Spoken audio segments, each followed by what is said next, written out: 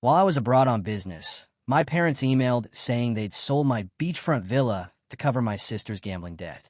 You didn't need it anyway, right? I stayed silent, then reported them to the police. But there was one thing they hadn't expected. When the realtor called, can you imagine having your own parents secretly sell your most cherished possession? The beautiful home I built from the ground up with the love of my life. All to bail out my irresponsible sister? Because that's exactly what my dad told me, his voice dripping with forced calm, just moments before my entire world shattered. I stood there on the veranda of our seaside villa, phone pressed tight to my ear, the screen flashing. Dad, anger sharp and hot, swirled deep in my chest. You went ahead and did whatever you wanted, didn't you? I asked, my voice barely a tremor of what I was truly feeling inside. On the other end, I could hear my father, Daniel, breathe out heavily. Margaret, I thought you'd understand. Diana needs money. If we don't pay off the debt, it's only natural for family to help each other. At his words, a bitter, hollow laugh escaped me. The same old song and dance, the family card. See, I'm Margaret Moore, and my parents, who absolutely adored my 2 years younger sister, Diana, had always been like this. My earliest memory, my 5th birthday. I was overjoyed, practically bursting, when my parents gave me the bright red bicycle I'd been dreaming of. But that happiness, it didn't last long. Diana took one look at it, decided she wanted it. And just like that, it was hers. Diana wants it, doesn't she? You're the big sister, so let her have it. My small, heartbroken protest, but it was my birthday present, fell on deaf ears. In the end, the bike became Diana's. It was the same story when I started elementary school. The cute pencil case I got for school supplies, Diana just had to have it. Soon enough, I was swapping it for a different, plainer one. Diana is still young, so she wants what you have, my mother explained. Always giving in to Diana's whims. Even extracurricular activities revolved around Diana. I remember desperately wanting to take swimming lessons, but my parents immediately shut me down. We're spending money on Diana's piano lessons. Besides, Diana would feel lonely on her own. For Diana's activities, piano, ballet, painting, money was no object. For me, I wasn't allowed to do anything outside of school clubs. Whenever I finished my homework and wanted to play, I was told, help Diana with her studies. My parents would beam at Diana's school events. But for mine, it was always, we're too busy at work. Even when I came in first in a race on sports day, no one noticed. Diana had fallen and was crying on the sidelines. Naturally, when I gave a speech as class president on open school day, my parents skipped it to attend Diana's event. By the time I was elected class representative in 6th grade, I didn't even bother telling them. I knew the conversation would just circle back to Diana. The most searing memory, though, was my 3rd year of high school. I worked myself to the bone. Sleepless nights, endless studying, all to get into my dream university. My parents' reaction? Ice cold. Oh, that's nice, my mother said, utterly indifferent. I'm more interested in Diana's mock test results. That evening at dinner, my mother made all of Diana's favorite dishes. It was supposed to be a celebration of my achievement, but every single topic revolved around Diana. No one, not a single soul, shared in my efforts or my joy. Christmas gifts? Diana got expensive gadgets and jewelry, while I got practical items like stationery or clothes. Even the travel expenses for my club competitions were denied because the money was needed for Diana's piano lessons. It was always, Diana is sensitive. Diana is delicate. By the time I entered university, I'd completely given up on having any kind of real relationship with my family. It was during this time that I met Ken at the windsurfing club. I was a freshman, a total beginner, constantly battling the waves, swallowing mouthfuls of salt water, my eyes stinging. Just as I was about to throw in the towel, Ken, who was older and the club captain, extended his hand. Everyone starts like this, he said, a kind smile on his face. I fell all day long when I was a freshman, too. I cannot describe how much those words saved me. Up until that point, I had rarely, if ever, experienced kindness in the face of my failures. One particular moment stands out. The final day of our training camp. Dusk was settling, and I was alone out on the water, battling the waves. I hadn't managed to stand up even once all day, and this was my last chance. "Margaret, the wind is shifting," Ken shouted from the shore. The moment I heard his voice, something clicked. Everything suddenly became clear. The direction of the wind, the movement of the waves, the feel of the board beneath my feet. Before I knew it, I was standing, gliding across the water. I did it. My teammates cheered from the shore, but the only thing I saw was Ken's beaming smile. "Don't tense up on the board," Ken gently advised. "Feel the waves and move with them." For some reason, those words resonated deeply within me. No one had ever treated me with such care before. My parents always focused on Diana, showing little to no interest in my efforts or achievements. "Margaret, you've got talent," Ken told me. "Your intuition for reading waves is amazing." It wasn't just his technical guidance that drew me in. It was his kindness and the occasional mischievous twinkle in his eye. A few months later, we started dating.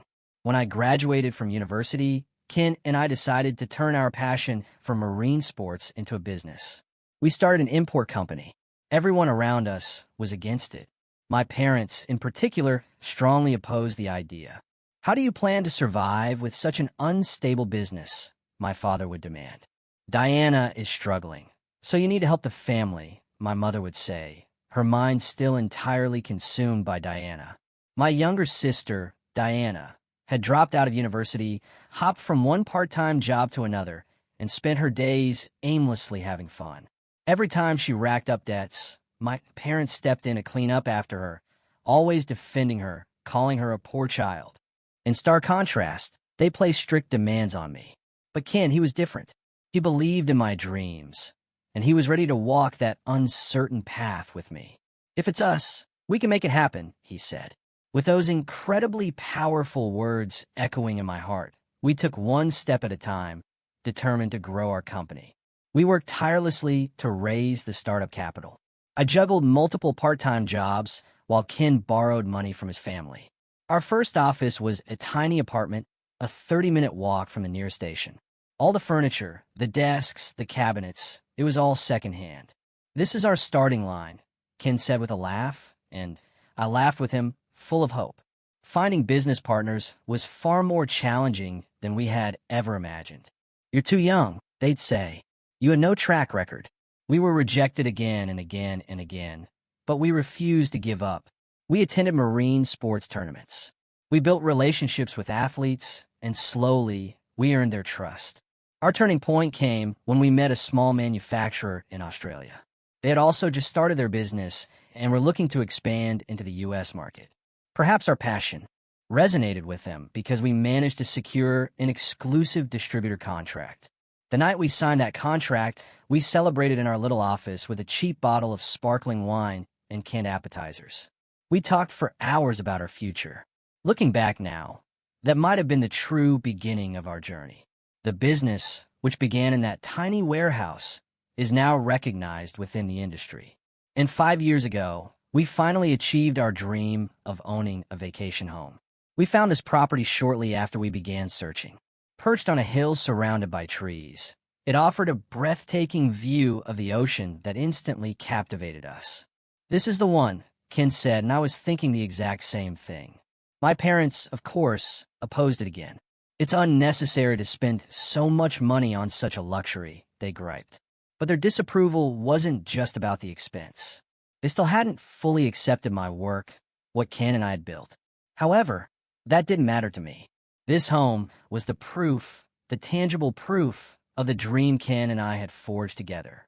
On our first night at the vacation home, we sat on the deck, gazing at the starry sky, listening to the soothing sound of the waves. Ken held my hand. "Margaret, let's grow old together here." Those words still warm my heart today. But everything started to crumble with a single phone call from my father. It was the morning of the second day after I'd returned from a business trip to Southeast Asia. I was at the vacation home, finally unwinding. "Margaret, I need to talk to you," my father said, his tone carrying a hint of forced confidence. "Did something happen?" I asked casually, completely unaware that I was about to be pulled back to harsh reality in such a brutal way. "It's about your vacation home," he began. His words immediately sent a shiver of unease down my spine. "The vacation home?" What about it? I asked, my heart beginning to pound. I've already sold it. The ownership transfer will take place next month. For a moment, I couldn't grasp the meaning of his words. Sold it? Transfer our precious vacation home? What are you talking about? My voice trembled, barely a whisper. Diana is in trouble. She failed at an investment and now has $200,000 in debt. My father explained, his tone sounding more like an excuse than an explanation. And what does that have to do with our vacation home? Anger, hot and blinding, burned in my chest. My grip on the balcony railing tightened until my knuckles were white. Margaret, I thought you'd understand. Diana needs money. If we don't help the collectors, you went ahead and did whatever you wanted, didn't you? I said, my voice now icy cold. You barely even used the vacation home, my father pressed, his tone growing more forceful, more accusatory. Diana's life is at stake. Is a vacation home you rarely use more important than your sister's life? That's Diana's problem, I retorted, struggling to keep my trembling voice steady. To sell the vacation home without our consent. How did you even manage to proceed with the sale? I sensed a moment of hesitation on his end. Then he spoke. I had your signatures, and the documents were already prepared. You forged them. My heart pounded, the gravity of my parents' actions finally sinking in. Margaret, listen to me. Diana isn't at fault. She was just tricked. No, this is a crime. An unauthorized sale is fraud. My voice was cold, unwavering. I'm contacting the police. I heard my father gasp on the other end of the line. The police? Don't be ridiculous. How can you bring a family matter outside? No, I said firmly, gripping the railing even tighter. This isn't just a family matter. It's a crime. Dad, Mom, it's time you stop cleaning up Diana's messes. Before we stretched, the vacation home that Ken and I had worked so hard to save for over the years. It was the place where we dreamed, windsurfed, and gazed at the stars while sharing our hopes for the future. Margaret, we're family, aren't we? Helping each other is what family does, my father pleaded, his voice now shifting to a tone of desperation. Yes, I said, letting out a deep, shaky sigh. We're family, and that's why I have to report you and Mom for fraud. As I ended the call, only the sound of the waves remained in the air. The salty breeze cooled my flushed cheeks, but did nothing to calm the fire in my soul. I couldn't believe my parents had sunk this low. Their twisted devotion to Diana had finally crossed an unforgivable line. Perhaps, in part, I was to blame for not stopping them sooner. But enough was enough. I slipped my phone into my pocket and walked back inside the silent vacation home. An hour later, my phone rang again. This time it was Ken. Margaret, are you okay? Hearing his voice, just his voice, made me feel a little calmer.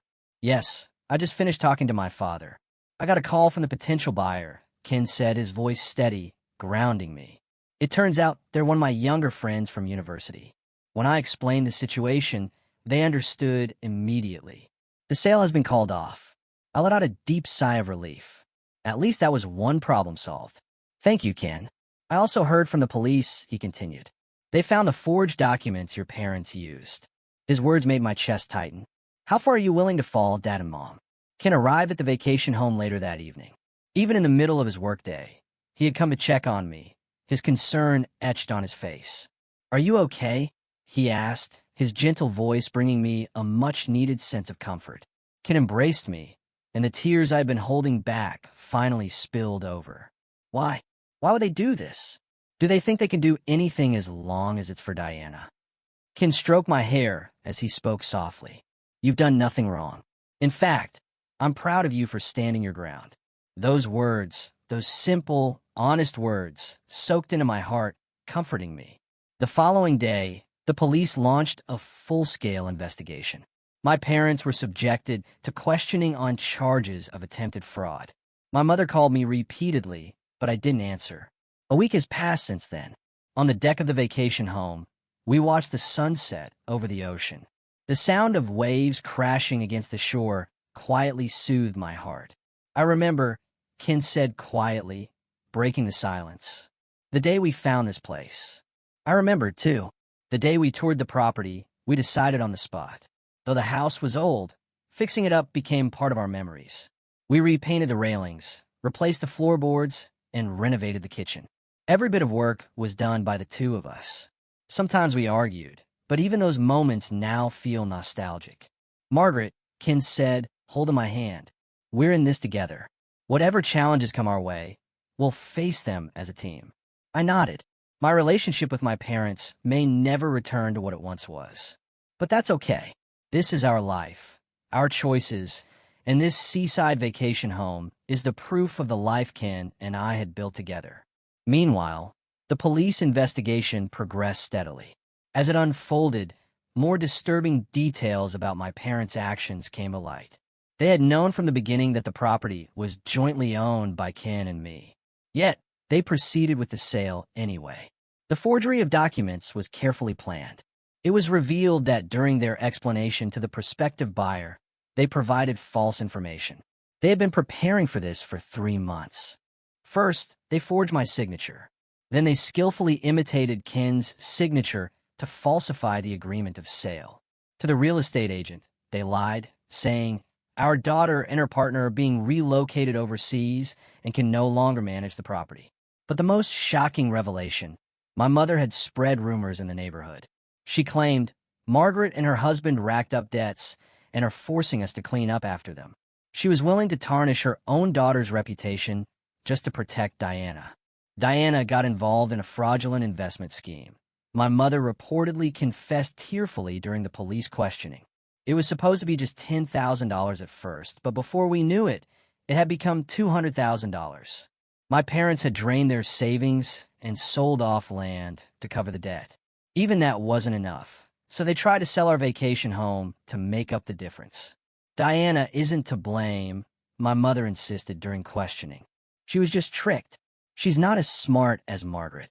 It was said that even the officer conducting the interrogation was left speechless by her words. My emotions were complicated. I could hardly believe my own parents had resorted to such actions. Then one day, Diana contacted me. "How did you do this, sis?" she wailed. Turning our parents over to the police is cruel. Her victim mentality was as present as ever. I responded calmly, "Diana, do you realize they tried to sell the vacation home Ken and I cherish just to cover your debt? That's a crime. But we're family, aren't we? I'm really struggling here. It's time you started taking responsibility for your actions. I'm done cleaning up after you." After hanging up, an overwhelming fatigue washed over me. Since childhood, Diana had been coddled by our parents. While I studied diligently and worked hard at my job, Diana lived recklessly, relying on our parents to bail her out every time she failed. I'd lost count of how many times Diana had racked up debt. It started with a student loan during her 1 semester of college. Initially, it was a small amount, $3,000, from a consumer finance company. Her reason? To go shopping for luxury brands with friends. Instead of scolding her, my parents excused her behavior, saying she's just a young girl. It can't be helped, and paid off the debt immediately. 2 months later, we discovered she had misused her tuition money. It had been spent on trips with friends and new clothes. My father dipped into his savings to cover the $3,000 shortfall. "Diana lacks life experience," they said. "It's natural she doesn't understand the value of money." Rather than reprimand her, my parents defended her with endless excuses. In her 3rd year, Diana abruptly announced she was dropping out of college. Her reason? "I can't keep up with the classes." Shortly after, she began working part-time at a restaurant. There, she started dating a customer. Eventually, he introduced her to an investment scheme, and she lost $38,000. "You wouldn't understand, Margaret, because you're so smart," Diana said, glaring at me as if I were the problem. "He's the only one I have." My parents begged her to break up with him and managed to persuade her. But once again, they paid off her debt. Their retirement savings were nearly depleted. And now this. Duped by another fraudulent investment scheme, Diana had accrued $200,000 in debt. This time, my parents had no means left to cover it. So, they turned to selling our vacation home. They spoiled her too much. I had always pointed out, but my mother would just shake her head. "Diana is a fragile girl. We have to protect her." My parents' excessive devotion to Diana was destroying her. She lacked any sense of personal responsibility, repeating the same mistakes while insisting, "I'm the victim." When I decided to start my own business, my parents vehemently opposed it. You should just join a stable company, they said. You need to be responsible for Diana, too. But I had already escaped from that curse. With Ken as my partner and supporter, I had begun to walk my own path. And yet, my parents tried to take away the place that meant so much to us. In the end, the total debt, as far as I knew, exceeded $400,000. Every time my parents defended Diana as the poor girl and continued to clean up her messes, Diana isn't at fault. Society is just too harsh. You're lucky, Margaret, so you should help. Those words now echoed with bitter irony. In the end, my parents ruined Diana's life by spoiling her, and now they were trying to destroy ours as well. Maybe they never really accepted what we do for a living, Ken said seriously. He was right. Their attempt to sell the vacation home was just an extension of their profound lack of understanding. Perhaps that's why they were able to decide so easily to get rid of something we cherished. But that's their problem, I said firmly. Our bond is something no one can break. Ken smiled gently. That smile always gave me strength.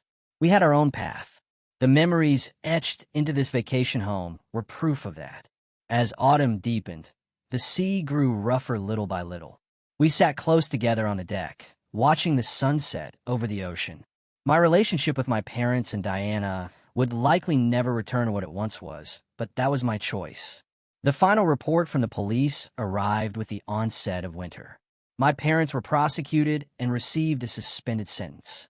I discarded their apology letters without reading them. Sometimes forgiving only enables the repetition of wrongdoing. That was a painful lesson I had learned. A year has passed since then. According to a neighbor who spoke to my mother's friend, my parents are still struggling to repay their debts.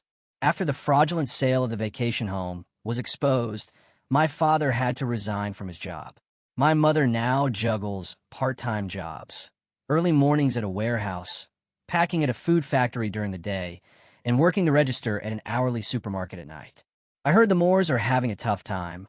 I overheard a housewife gossiping near the supermarket register where my mother worked. She has lost so much weight. Their family home has already been sold, and my parents and Diana now live in a cheap apartment on the outskirts of town. Their retirement savings and all their funds were depleted, and they took on more debt to pay off Diana's. Margaret, can't you help your parents? Relatives called me multiple times with the same question, and every time I gave the same answer. They'll have to solve their problems on their own. Diana hasn't changed. She met a man in a nightclub and is now considering another investment scheme. This time it's foolproof. I'm definitely going to make money. When my parents tried to stop her, Diana lashed out. I'm struggling and you're acting like Margaret. So cold-hearted. Just help me. But my parents no longer had the means to support Diana. They were barely managing to keep up with monthly repayments. My father had taken on a night security job, working weekends without a break. My mother spent her days scouring supermarket sales for discounted items. She can't afford to be picky, neighbors would say, though she was once seen crying alone on the roadside late at night. Diana, angry at being abandoned by my parents, directed all her fury toward me. This is all your fault, sis. Reporting them to the police ruined everything. We could have solved it all just by selling that stupid vacation home. One day, I ran into my mother at the supermarket. She was unrecognizable, her hair now white, her back hunched. When our eyes met, she hurried away, avoiding me. Her shopping basket was filled with soon-to-expire discounted food items. My father, meanwhile, reportedly collapsed during his late-night security shift. The diagnosis was overwork. Still, he returned to work without rest, knowing that if they fell behind on payments, the collection calls would never stop. At the end of the year, I received an email from Diana. Margaret, lend me $50,000. I promise I can turn everything around with it. She had maxed out her consumer loans. Her credit cards were unusable. There was no one left, friends or acquaintances she could borrow from. Cornered, Diana was turning to me for help. I didn't reply. Instead, I sent my parents information on counseling and debt relief services. That was the most I could do for them now. Why didn't we realize what was happening before it got this bad? The words of my mother's friend lingered painfully in my heart. But this was the path my parents had chosen. Their blind devotion to Diana had ultimately brought the entire family to ruin. I sighed deeply as I gazed out at the ocean at night. Ken came up behind me and gently placed his arms around my shoulders. "You're not at fault," he said. I nodded quietly at his words. I had made the right choice. It was a painful but necessary decision. "I've been thinking," Ken said, his expression serious. "What if we use this vacation home as a venue for charity events?" Charity? Yes. Let's give underprivileged kids the chance to experience marine sports.